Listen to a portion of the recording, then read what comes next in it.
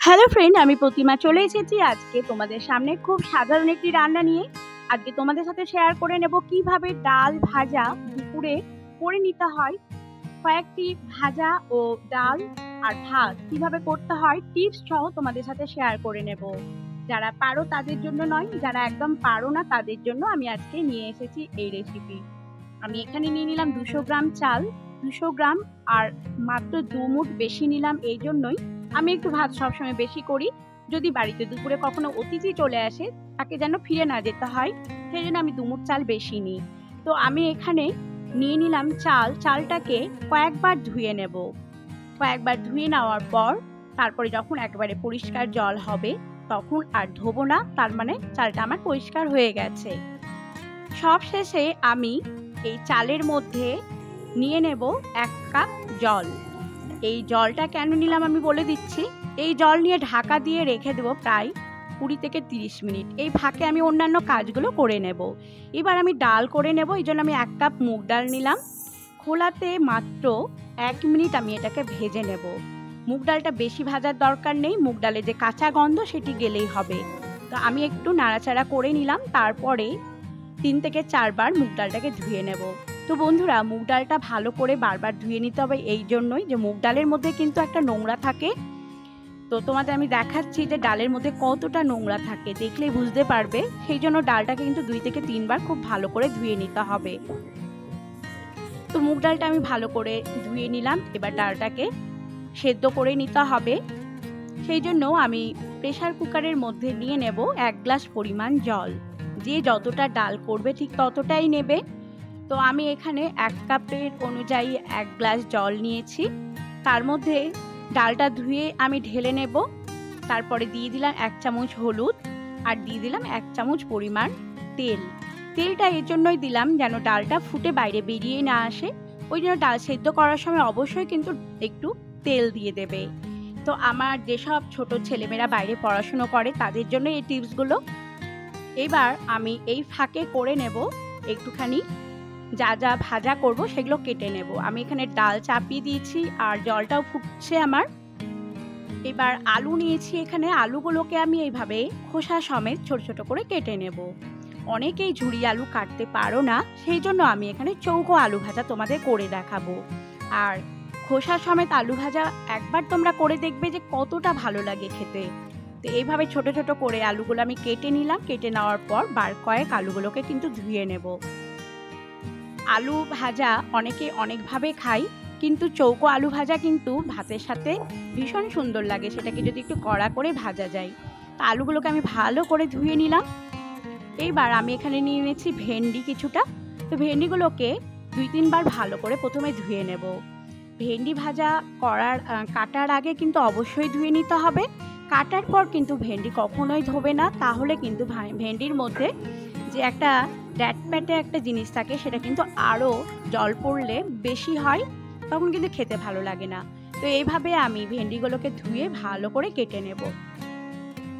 তো এইভাবে ছুরি দিয়ে ছোট ছোট করে ভেন্ডিগুলোকে আমি কেটে নিলাম। যেসব ছেলেমেয়েরা বাইরে থাকো, পড়াশুনো করো, অনেক সময় তোমাদের সময় থাকে না রান্না করার মতো, কিন্তু 1 ঘন্টার সময় থাকলে তোমরা কিন্তু এইভাবে ভাজা ডাল ভাত করেই নিতে পারবে। তো আমি ওভেনে কড়াই চাপিয়েছি, তার মধ্যে দিয়ে দিলাম সর্ষের তেল 1 চামচ। তার মধ্যে দিয়ে দিলাম 2টো শুকনো লঙ্কা, 4টে কাঁচা লঙ্কা ফাটিয়ে আর একটুখানি কালো জিরে দিলাম। সেগুলো একটু লালচে হয়ে গেলে সেই আলুগুলো যে কেটে রেখেছিলাম সেগুলো ঢেলে দেব। একটু নাড়াচাড়া করব। তারপরে তার মধ্যে আমি দিয়ে দেব একটুখানি লবণ দিয়ে এর মধ্যে আমি 1/2 কাপ পরিমাণ জল দেব। খুব বেশি লবণ দেব না, যতটা লাগবে ঠিক ততটাই দেবে। তো আমি এখানে 1 চামচ অল্প একটু দিলাম। দিয়ে এবার একটুখানি জল দেব। জলটা দিতে গেলে কিন্তু আলুটা একটু ঢাকা দিয়ে নাড়াচাড়া করে ঢাকা দিয়ে দেব, তখন আলুটা সেদ্ধ হয়ে যাবে। আর এইভাবে সেদ্ধ করে আলু ভাজা করলে কিন্তু টেস্টটাও অপূর্ব হয়। এদিকে আমার ভাতের জল ফুটে গেছে। বন্ধুরা, ভাতের জল অবশ্যই ফুটিয়ে ভাত করবে, কারণ অনেকেই আমি দেখেছি ঠান্ডা জলের মধ্যে চাল ছেড়ে দেয়, তাতে কিছু ভাতের টেস্ট ভালো হয় না, এমনকি ভাতটা সাদা ধবধবে আর ঝরঝরেও হয় না। সেই জন্য ভাতের জলটা অবশ্যই ফুটিয়ে নেবে। এবার যে বাড়তি জলটা সেটা আমি তুলে নেব।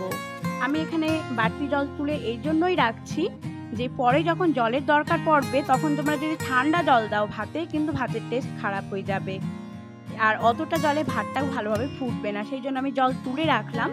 এবার আমার ডালটা সেদ্ধ হয়ে গেছে, ডালটাকে কিন্তু একটু গরম জল দিয়ে পাতলা করে নিতে হবে। এদিকে দেখো আমার আলু ভাজা যে আমি চাপিয়েছিলাম, আলুটা কিন্তু আমার একদম সেদ্ধ হয়ে গেছে, জলটাও শুকিয়ে গেছে। এবার আমি তার মধ্যে হলুদ দেব। হলুদটা পরে এই জন্যই দেব যে আলু ভাজাতে জল অবস্থায় যদি হলুদ দেওয়া যায়, আলু ভাজার কালার কিন্তু একেবারে কালচে হয়ে যায়, দেখতে ভালো লাগে না আর খেতেও ভালো লাগে না। সেই জন্য আমার জলটা যখন একেবারে শুকিয়ে যাবে তখন আমি কিন্তু এর মধ্যে হলুদ দেব আর পরিমাণ মতো তেল দিয়ে আলুটাকে একেবারে মুচমুচে কড়া করে ভেজে তুলব।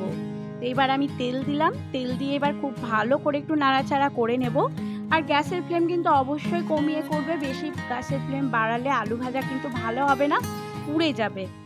এবার দেখো আমার ভাতটাও প্রায় হয়ে এসেছে, ভাতের জলও কমে গেছে। এবার আমি সেই গরম জলটা এর মধ্যে দিয়ে দেব।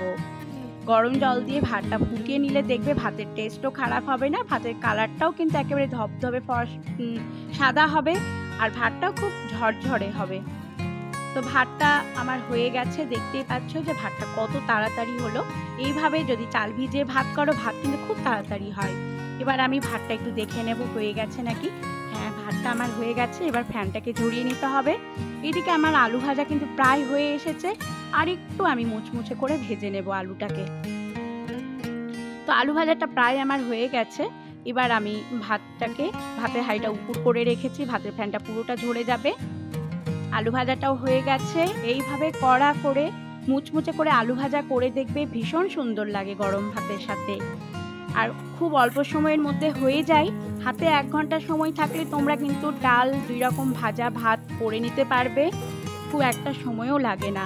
এবার বাড়তি যে তেলটি ছিল কড়াইয়ের মধ্যে, তার মধ্যে কিন্তু আমি ভেন্ডিগুলো দিয়ে দেব। আমি এখানে বলে রাখি, ভেন্ডি কিন্তু খুব অল্প তেলে দেব, তারপরে একটু ভালো করে নাড়াচাড়া করে নেব। কারণ ভেন্ডির মধ্যে প্রচুর পরিমাণে একটা পিচ্ছিল পদার্থ থাকে, তার মধ্যে তেল দিলে কিন্তু আরও আঠালো হয়ে যাবে। তো এইবার আমি শুকনো অবস্থাতে সেগুলোকে নাড়াচাড়া করে নিলাম, তারপরে যে পিচ্ছিল পদার্থ ছিল সেটা শুকিয়ে গেল। তারপরে উপর থেকে আমি একটু লবণ ছড়িয়ে দেব আর দিয়ে দেবো কালারের জন্য একটুখানি হলুদ। জলটা শুকিয়ে গেছে, তারপরে হলুদ লবণ দেব, তারপরে সমস্ত কিছু দিয়ে একটু ভালো করে সেগুলোকে মিশিয়ে নেব। মিশিয়ে নেওয়ার পর তারপরে আমি এখানে 1 টেবিল চামচ পরিমাণ তেল দেব। ভেন্ডি ভাজাতে কিন্তু খুব একটা বেশি তেল লাগে না, অল্প তেলেই খুব ভালো হয়। আর অবশ্যই গ্যাসের ফ্লেমটাকে একেবারে কমিয়ে দিতে হবে, তাহলে কিন্তু অল্প অল্প তাপে ভেন্ডি ভাজাটা খুব ভালো হবে। আর বেশি বাড়িয়ে করলে যে কোনো ভাজাই কিন্তু ভালো লাগে না, এটা কিন্তু তোমরা মাথায় রাখবে যে গ্যাসের ফ্লেম সবসময় কমিয়ে রান্না করবে। এইবার ডালটা কিন্তু আমার সেদ্ধ হয়ে গেছে, ঘন হয়ে আছে, তখন আমি এখানে 1 কাপ পরিমাণ জল দেব। মুগ ডাল কিন্তু খুব বেশি পাতলা হলে ভালো লাগে না, একটু ঘন করেই করবে। এবার ডালটা একটু ঘুটে নিতে হবে, কারণ ডালের মধ্যে যে গোটা গোটা দানা দানা আছে সেটা যেন ভালোভাবে মিশে যায়।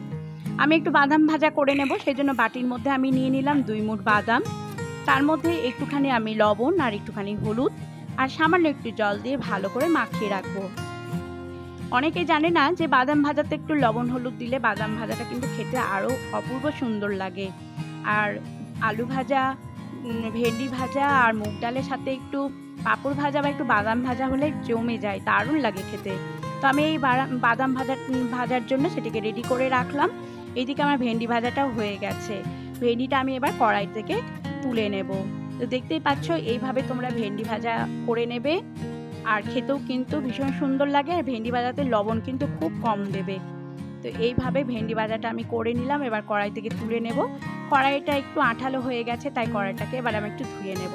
ধুয়ে নিয়ে এবার কড়াই গরম হয়ে গেছে, সেখানে আমি 1 টেবিল চামচ পরিমাণ সর্ষের তেল দিলাম। সেই তেলের মধ্যে আমি বাদামটাকে কিন্তু ভেজে নেব।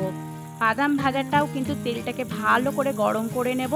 তারপরে আমি বাদামটা দিয়ে গ্যাসের ফ্লেমটাকে একদম কমিয়ে দেব। অল্প অল্প তাপে কিন্তু বাদামটা ভাজলে ভালো হবে। আর বাদামের মধ্যে যখন একটা শব্দ হবে তখন বুঝে নিতে হবে যে বাদামটা পুরোপুরি আমার ভাজা হয়ে গেছে, বাদামগুলো কিন্তু ফেটেও যাবে। তখন গ্যাসটাকে কমিয়ে আমি বাদামটাকে একেবারে তুলে নেব। আর বাদাম ভাজা বেশি লাল করলে কিন্তু ভালো লাগে না, তেতো লাগে খেতে। তাই বাদামটা একটু লালচে হলেই তুলে নিতে হবে। আর যখন একদম শব্দ হবে না তখন বুঝতে পারবে যে বাদামটা একদম ভাজা হয়ে গেছে। তো আমি কড়াই থেকে বাদাম ভাজাটাও তুলে নিলাম। এতগুলো রান্না হয়ে গেল। এবার শেষে আমি ডালটাকে ছুঁকে নেব। এবার সেই তেলের মধ্যেই কিন্তু আমি দিয়ে দিলাম 2টো তেজপাতা, একটা শুকনো লঙ্কা ফাটিয়ে, সামান্য একটু শুকনো জিরে দেব এর মধ্যে। আর মুগ ডালে কিন্তু জিরের ফোড়নই ভালো লাগে, তোমরা চেষ্টা করবে জিরের ফোড়ন দেওয়ার। আর একটুখানি আদা আমি গ্রেট করে রেখেছিলাম। মুগ ডালের মধ্যে আদা দিলে ভীষণ সুন্দর লাগে। অনেকে পরে কাঁচা আদা মিশিয়ে দেয়, তাতে কিন্তু কাঁচা গন্ধ থাকে, তো মুগ ডালের টেস্টটা কিন্তু ভালো হয় না। তো ওই জন্য কিন্তু ফোড়নের মধ্যে আমি দিয়ে দিলাম। ফোড়নটা লালচে হয়ে গেলে ডালটা আমি ঢেলে নিলাম। এবার তার মধ্যে দিয়ে দেবো পরিমাণ মতো লবণ। তো বন্ধুরা, আমি বলে রাখি, মুগ ডাল কিন্তু বেশি লবণ দিলে ভালো লাগে না। মুগ ডাল একটু মিষ্টি মিষ্টিই ভালো লাগে, সেই জন্য আমি 1 চামচ আর পরে একটুখানি আরও লবণ দিলাম। তোমরা একটু মুখে দিয়ে দেখে নেবে। তারপরে একটুখানি আমি দিয়ে দিলাম চিনি 1 চামচ। যদি তোমরা মিষ্টি খেতে না চাও দেবে না। ডালটা ফুটে গেছে, আমি গ্যাসটাকে বন্ধ করে দিলাম। তারপরে আমি দিয়ে দিলাম উপর থেকে ভাজা জিরের গুঁড়ো, একটুখানি গরম মশলার গুঁড়ো, আর দিয়ে দেবো 1 চামচ ঘি। তোমাদের ঘরে যদি এসব না থাকে তাহলে কোনো ব্যাপার না, দেবে না, তাতেও কিন্তু মুগ ডাল খেতে খারাপ লাগে না।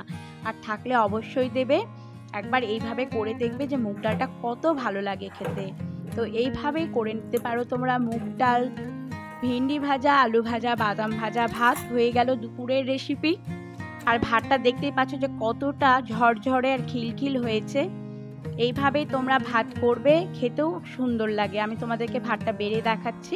এইটি বাটির মধ্যে প্রথমে ভাতটা আমি তুলে নিলাম, তারপরে প্লেটের মধ্যে এইভাবে ঢেলে নেব আস্তে করে। আর এইভাবে যদি পরিবেশন করা যায়, যে খাবে সেও কিন্তু মুগ্ধ হয়ে খাবে আর খুব তৃপ্তি করে ভাত খাবে। এবার আমি যে আলুর মধ্যে ফোড়নে লঙ্কা দিয়েছিলাম, সেই লঙ্কাটা আমি ভাতের মধ্যে দিলাম। অনেকে কিন্তু ভাজা লঙ্কা খেতে খুব ভালোবাসে।